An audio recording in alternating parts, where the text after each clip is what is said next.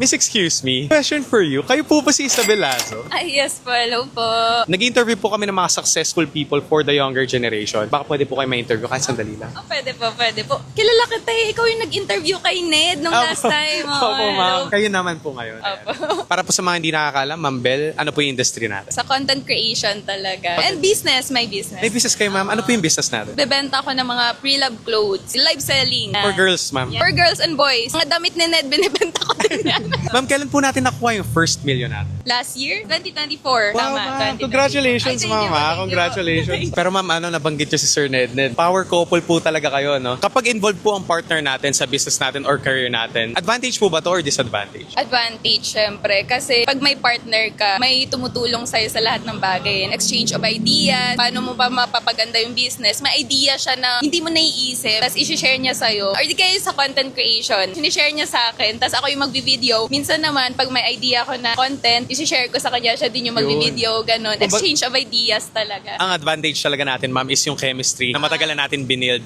Tapos na-apply natin yun sa pagbi-business. Yun yung maganda sa parehas kayo ng gusto ng partner mo. Pag parehas kayo ng career, may mga ideas kayo na kayo lang nakakaalam, ganun. Ang dami po talaga nagsasabi na huwag mo gagawing business partner yung kapamilya mo or yung mga kaibigan mo. Tanong ko lang, ma'am, paano po natin nasi-separate yung problems natin sa business or sa career dun sa relationship natin? Oh, magandang question yan. Kasi minsan, hindi mo talaga may iwasan. May time talaga na magkaaway kayo or di kayo nagkakaintindihan nung araw na yun. Pero kailangan nyo gumawa ng content eh. Kasi ang goal nyo sa buhay is makuha nyo yung pangarap nyo. Ganun na maging milyonaryo or maging bilyonaryo, diba? So, sineset aside talaga namin yun pag once na alam namin yung eto na yung time na magbi-video kami. Tapos after, doon na lang kami magko-communicate kung paano namin ma-resolve yung naging problem namin earlier. Ganun. Ang ganda nun, ma'am, no? Kasi nakuha nyo talaga yung perfect chemistry, no? Hindi lang as partners din sa career, di ba? Kasi usually ang kalaban natin sa partnership or sa mga partners natin is pride, no? At least kayo nagbibigayan kayo, no? Pag-uusap is the key. Miski sa career talagang pag-uusap. Mga problems sa relationship, yun talaga yung number one. Communication is the key. Punta naman tayo sa business side or sa technical side. Ano po ba yung best financial advice na nabigay sa inyo as a couple? Best business advice na lang. Pag kukuha ka ng tao sa business mo, always yung mga mas bata sa'yo. Bakit, ma'am? Bakit daw po Kasi ganun? laging sumusunod yung mga bata. Pag mas matatanda, laging alam ko na yan, alam ko na yan. Di ba pag mga matatanda, parang hindi mo may iwasan na lagi nilang... No, May seniority, ganun.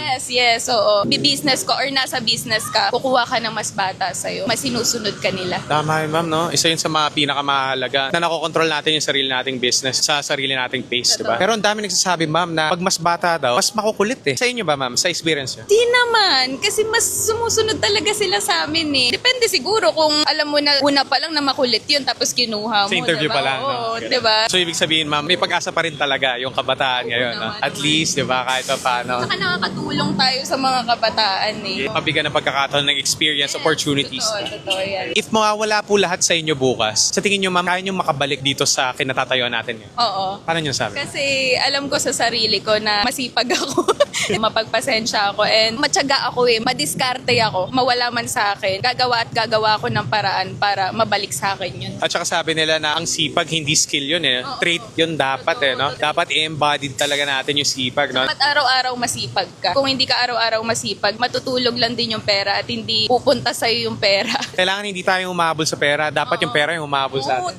tama. So last question na lang po, Ma'am Bel. Any advice po for the younger generation or sa mga viewers natin na gusto mag-succeed sa industry na gusto nilang pasukin? Kung ano yung gagawin mo sa iba, 10 times yung balik sa'yo. So, kung halimbawang mabuti ka sa iba, 10 times yung balik sa'yo. Kung naging masama yung deeds mo sa iba, 10 times din yung balik sa'yo. So, ang pinaka-importante talaga, maging mabait sa lahat ng tao. Tama yun, ma'am, no? Kasi sabi nila, the world is balanced, di ba? Yes. At saka pagtutulong tayo, dapat hindi natin iniisip na kailangan may balik sila sa atin. Dapat tutulong tayo kasi gusto natin talaga silang tulungan. You have a wonderful advice, Ma'am Bel. So thank you so much for your time. Pleasure to meet you po.